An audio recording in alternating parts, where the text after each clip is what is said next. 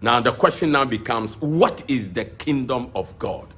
Those of you who are students of English, you have been taught what concepts are. Concepts are nothing but simple ideas. Ideas. Every idea is a concept. The seat, the chair, the car, the bicycle, the bowl you eat in, the spoon you use is somebody's idea that created it. And that is a concept. So the question now goes back. Jesus had a concept. He came because of a concept. And what is that? The gospel of the kingdom. So it's simply, in simple terms, you say the concept of the kingdom. That means the idea of his coming, the reason of his coming, the purpose of his coming. Why he came. Now, if you are able to get this, it means that that is the truth. The truth is his reason of coming. And his reason of coming is that he said, I must present to people the country of heaven. You see, the word kingdom, don't let it confuse you. In the olden days, we had only kingdoms, which means countries. Because it was kings that own people. So every king has his kingdom. In Ghana here, the Dogomba had a kingdom. The Mompushis had a kingdom. The Asantis had a kingdom. The Gans had a kingdom. You see, people move in kingdom convoy because they move with their kings. Because every people on earth need a king to manage, to provide, to control, to direct them, and to advise them, and to settle their disputes. So when the Messiah was coming, God told him, you know, these kingdoms on earth, it's not mine. It's the devil. When he deceived Adam, he used Adam's seed to create those kingdoms. And somebody will say, how do we know this? This is evident.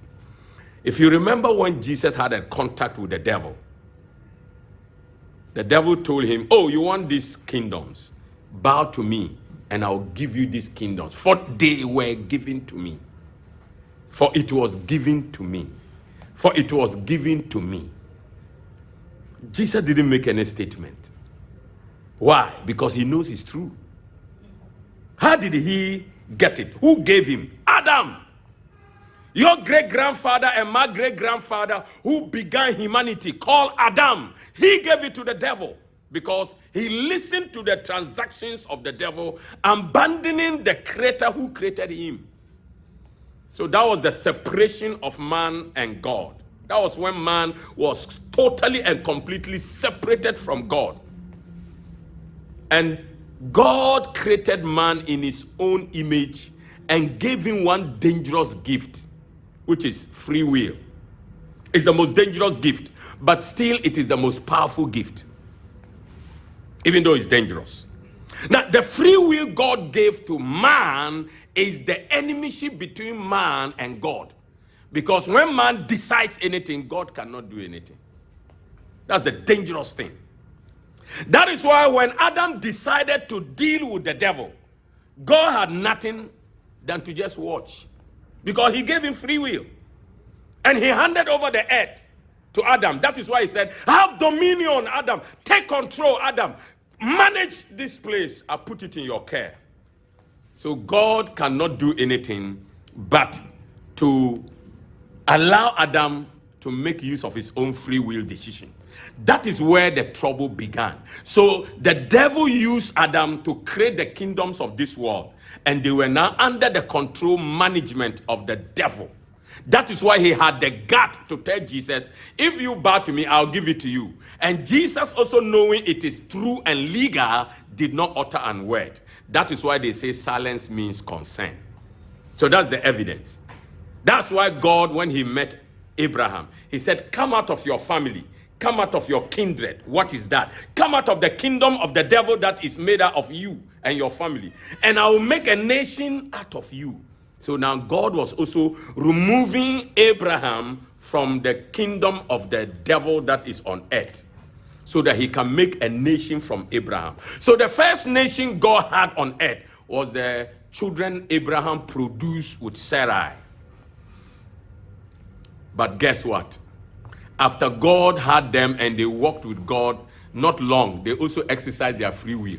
They said, we don't want God to be our king anymore. We want to have our own king like other nations. See the trouble? See the trouble? That like what? Other nations. That is what made God angry. And God lost the only one country God has, which is Israel. And I tell you what, God is looking for another new country. And I tell you, the secret I know, Ghana must be that country. Yeah. So that is where the secret is.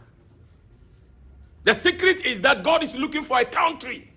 And Ghana must be that country. Because I know that secret and I know how we can work it out and we will be that country. And that is why I want Ghanaians to be rallying around this mission, this kingdom concept, this dominion group, because we have some secret others don't have. We have the reason why we are at the center of the whole world. Others don't have that. Beloved, there's more to tell you about this. There's more to tell you about God came with a country to the earth and a government to the earth, and he's looking for citizens, not members of churches. So if you are a member of any church, you are lost. I tell you, God doesn't know you. Some time back, God didn't know me because I was a member of a church. But now, God knows me because I have moved from membership to citizenship with the understanding that I have gotten. Bible says that with understanding, you can do more. So, beloved, I want you to make time again and then come back so that we can bring more to you on this matter. We want you to partner with us as Dominion Group and the Office of the Prophet as we take this truth to the whole world by financial support, equipment support, in anything, link, connection. Some of you, you are in other countries. You can connect us, how we can bring this truth there so that the will of God will be done on earth. The contact number is 055-459-8076. I repeat, 055-459-8076. Another number is 055-766-2675. 055-766-2675. Now, the name you will find there is Peter Anamoh. Anamoh is A-N-A-M-O-H. A-N-A-M-O-H. You can Google the name Peter Anamoh. You can be given a lot of videos that will make your life never remain the same. The Lord bless you. Thank you very much.